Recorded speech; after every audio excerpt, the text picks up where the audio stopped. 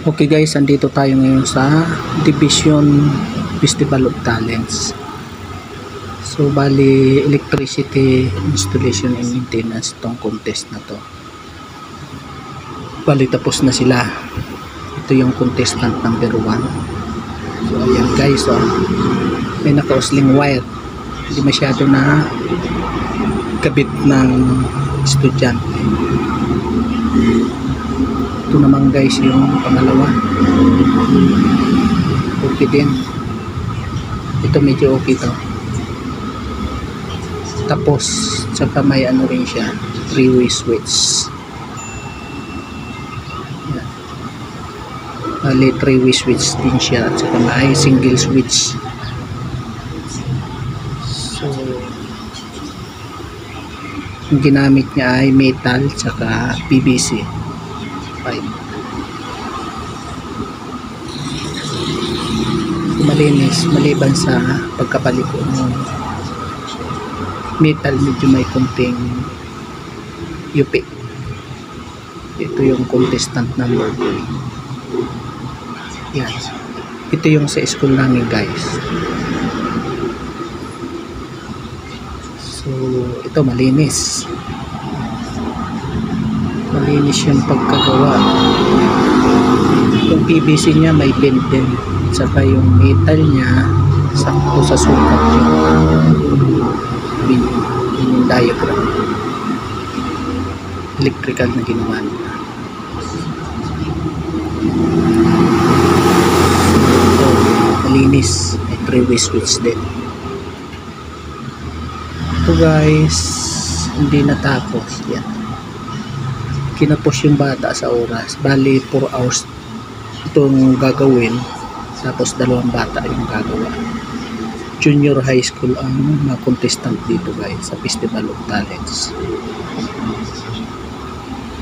So yan, hindi nila natapos. Medyo kulang yata sa practice ito. Splicing nila hindi rin tapos sa mga switch saka junction box pati sa ilaw, hindi nila natapos guys. Magulo yung ano nila, wirings. Although gumamit sana sila ng 3 kulay pero hindi pa rin nila natapos. Guys, yung isa okay rin, may gumamit din siya ng metal saka PVC guys.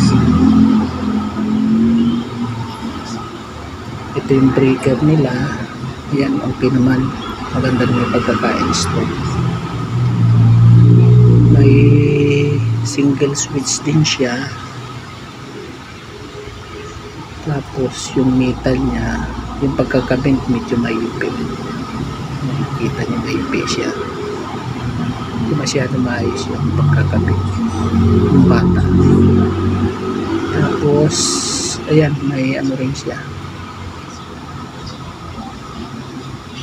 Ito naman guys yung